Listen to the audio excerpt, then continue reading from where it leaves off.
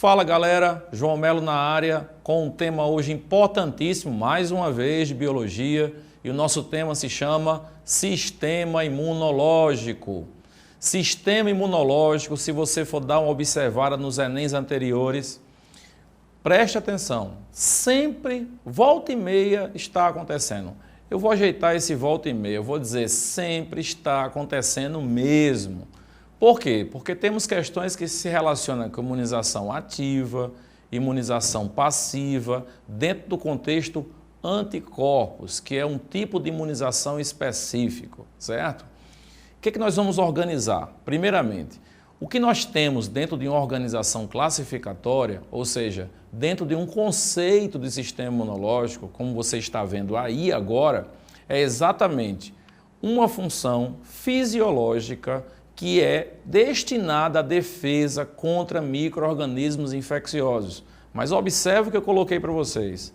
Existem funções associadas, e quando a gente coloca funções associadas, a gente está vinculando a limpeza do organismo com a eliminação de células mortas. 2. Rejeição a enxertos. 3. Memória imunológica, porque quer queira ou não, ter a memória imunológica numa prática que envolve vacinação é extremamente necessário. Lembrando que não é só a vacinação que proporciona a memória imunológica.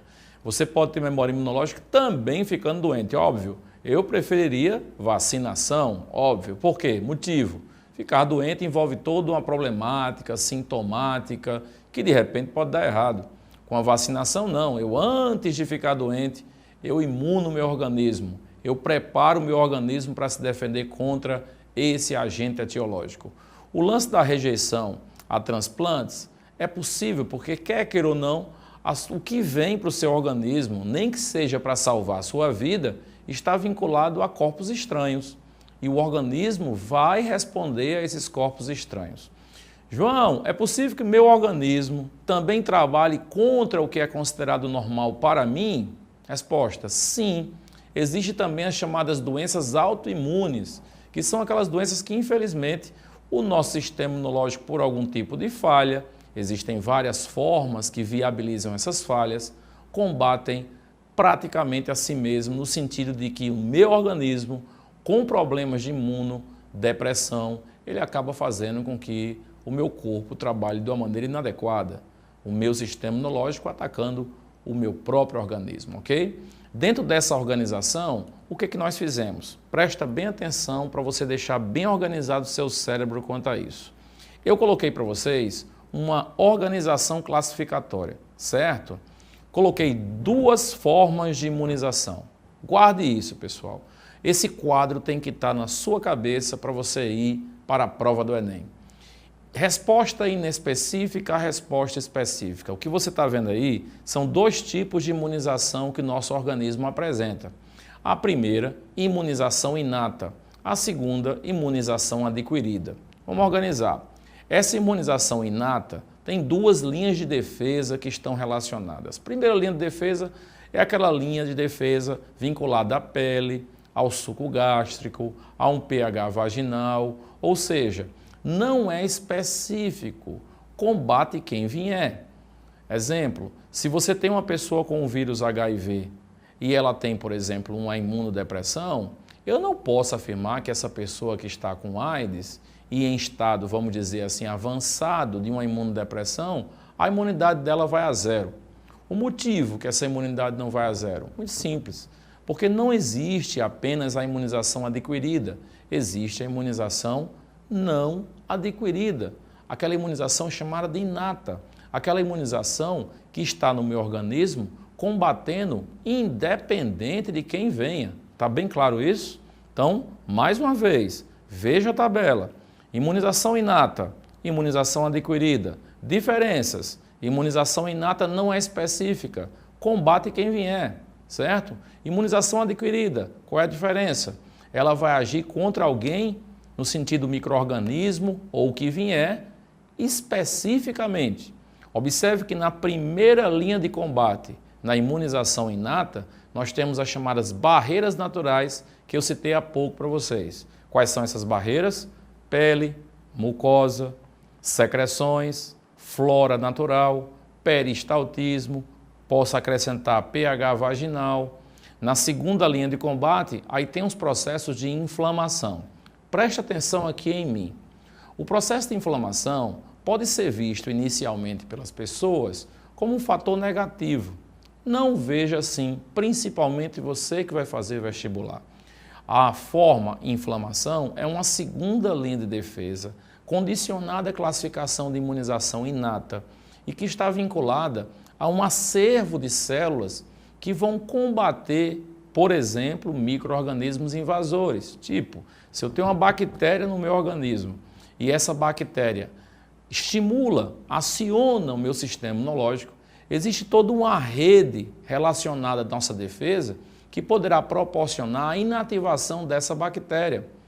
Por exemplo, células chamadas de macrófagos, que são fagócitos, células chamadas de neutrófilos, que também são fagócitos, essas células do nosso sistema imunológico, elas vão estar relacionadas com a fagocitação dessa bactéria.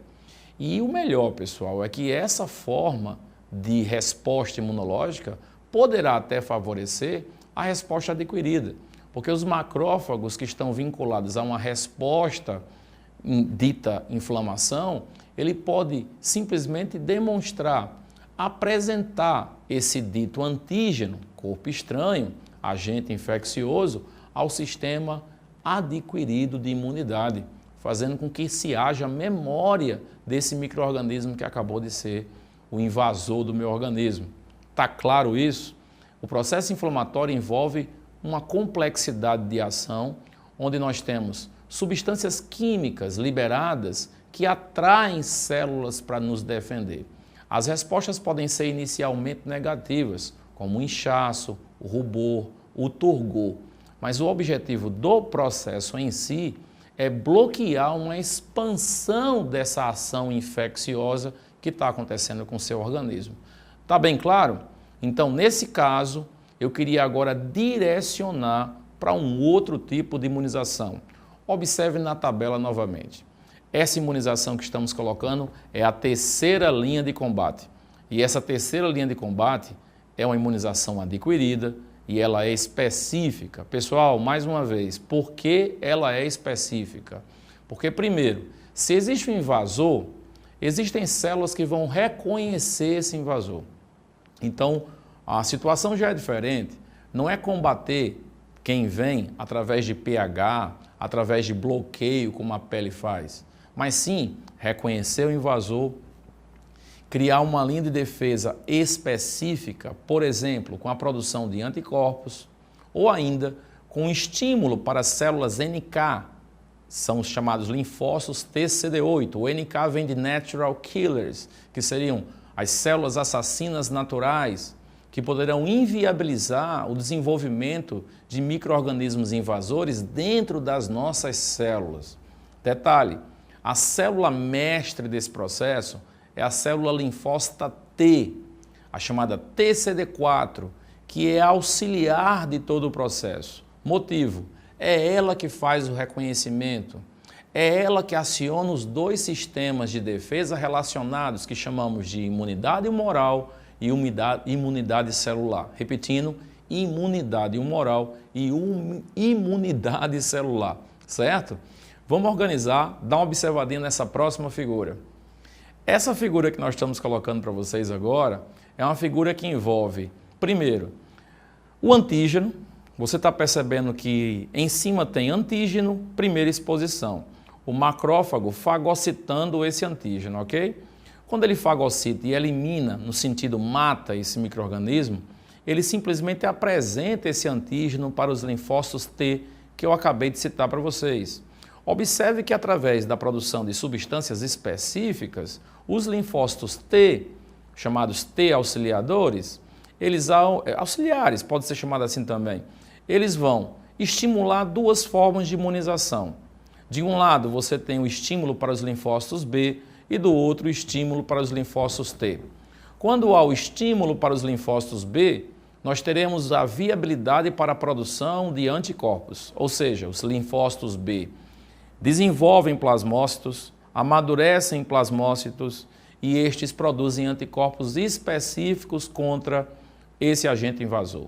Do outro lado, nós temos o estímulo para os linfócitos T citotóxicos, que vão viabilizar a liberação de substâncias tóxicas que matarão esse micro-organismo dentro de células. Percebam que, nos dois casos, há possibilidade de criar células de memória, certo? As chamadas células B de memória e células T de memória. Fechado? Então observe em mim. Presta bem atenção. Quem vai determinar essa resposta é o nosso linfócito T auxiliar. Já deu para ter ideia porque o HIV é complicado, né, pessoal? Porque o HIV ataca principalmente esta célula de reconhecimento. Então ela bloquearia as duas formas de imunização que eu citei para vocês. Primeira, imunização humoral, que envolve a produção de anticorpos. Segunda, a imunização celular, que envolve a resposta com produção de substâncias tóxicas. Está bem claro isso? E como vocês entenderam o processo que envolve essa imunização, que é a chamada imunização adquirida, eu queria que você observasse a próxima figura. Esta figura que está aparecendo agora para vocês trata especialmente da relação com a imunização humoral. João, por quê? Porque nós temos aí duas formas de imunização que tem a ver com anticorpos, certo? Lembre-se, a imunização humoral é aquela que envolve a produção de anticorpos pelos plasmócitos, ok? Mas vejam, essa imunização ela pode ser ativa. João, quando é que ela pode ser ativa? É quando você estimula seu organismo a produzir anticorpos. Isso pode ser feito de maneira natural. Como é que seria de maneira natural? Quando você fica doente. Exemplo, eu tive sarampo, certo? Então, eu tive uma imunização ativa. Só que a minha foi natural. Por que a minha foi natural? Porque o micro-organismo entrou em mim, esse vírus, o meu organismo respondeu, certo? E criou uma memória. Agora, observe que nessa figura, agora, você tem uma outra imunização ativa que é artificial e que é essa, uma bênção importantíssima para a humanidade que já salvou milhões de pessoas de doenças terríveis, que é o caso da vacina.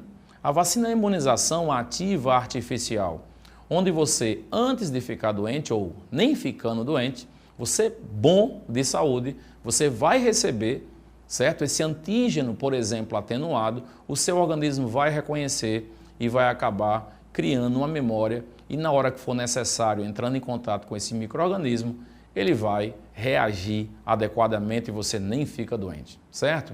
Observa de novo a figura e perceba que embaixo tem imunização passiva. Essa imunização passiva, ao contrário da ativa, nós temos não a produção de anticorpos, você recebe os anticorpos diretamente, por exemplo, na imunização natural, do aleitamento. Então a mãe fornece diretamente anticorpos para a criança se defender. Agora, em emergências, picada de cobra e outros fatores, nós podemos ter a imunização passiva artificial. Observe a figura para finalizar. E essa imunização passiva artificial é a chamada soroterapia. João, o que significa isso? Já existem anticorpos. Então, voltando em mim, com a presença desses anticorpos, a ação já é imediata. Então, eu não vou, numa picada de cobra, com a inclusão de veneno no meu organismo, colocar uma vacina. Mas sim o que, pessoal? Um soro que contém anticorpos específicos para combater essas substâncias estranhas.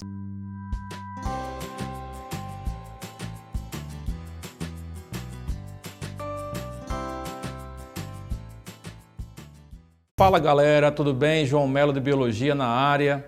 Hoje trazendo questões, exercícios de sistema imunológico. A gente sabe que fazer exercício é crucial para casar a teoria. É a prática, é você realmente utilizar o método que o Enem faz, que é colocar exercício para ser resolvido. Observa a questão de número 1 que nós estamos colocando aí para vocês, certo? Nessa questão número 1, eu coloquei do Enem 2014, que fala de imunobiológicos. O que significa isso? Diferentes formas de produção, diferentes aplicações. O que você está percebendo nessa figura são aplicações imunobiológico 1, aplicações imunobiológico 2. Na primeira aplicação, está sendo colocado micro-organismos no corpo de uma pessoa.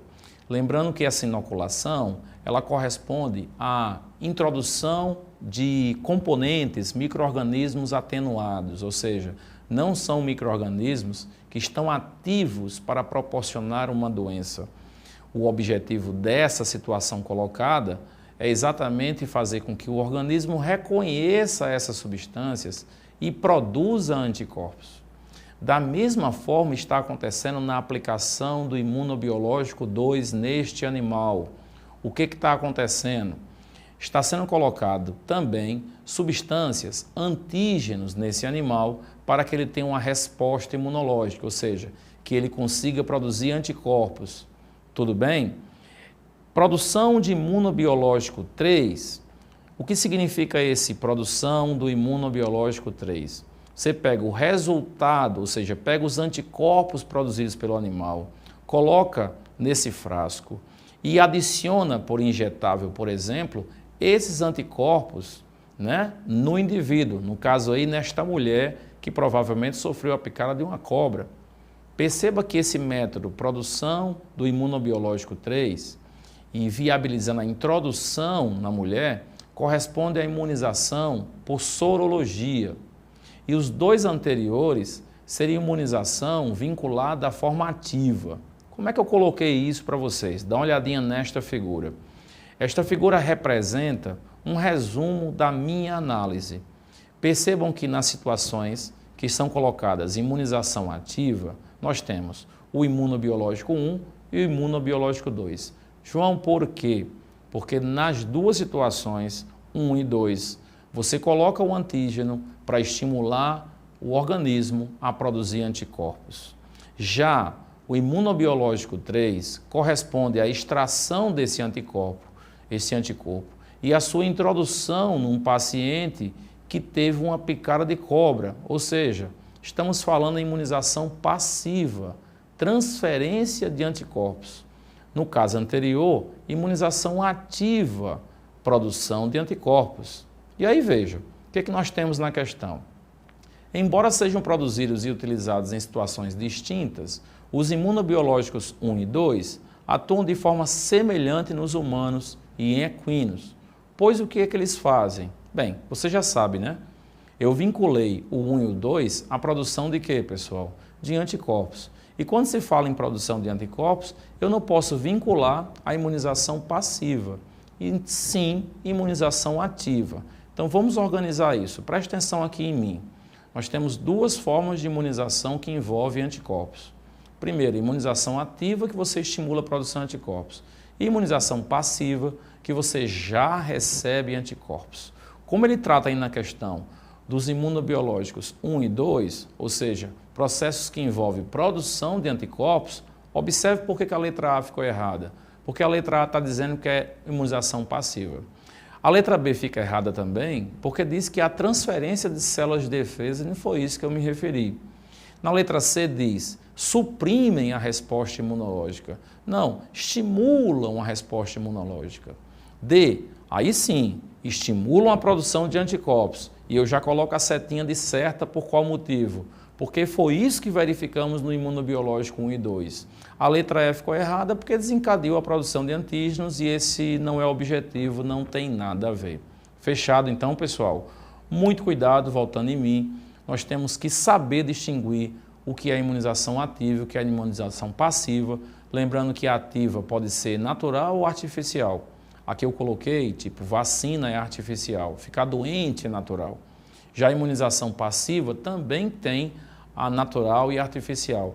A passiva eu recebo anticorpos e esse receber pode ser de maneira artificial, sorologia, ou pode ser de maneira natural, no leite materno que uma mãe oferta para a criança, ok? Eu queria agora que vocês fossem para a questão número 2.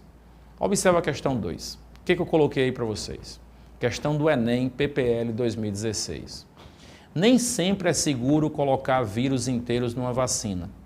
Alguns são tão perigosos que os cientistas preferem usar só um dos seus genes, aquele que fabrica o antígeno, proteína que é reconhecida pelas células de defesa.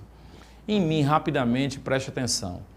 Você já deve ter ouvido falar, você até mesmo pode pensar que a introdução de componentes virais bacterianos atenuados poderia desencadear a própria doença. Isso não é verídico. Que fique bem claro que quando você recebe micro-organismos atenuados, ele não vai causar doença em você. Você vai ter uma resposta imunológica. Ah, mas eu tive febre. Bem, faz parte do processo de imunização. Tudo bem?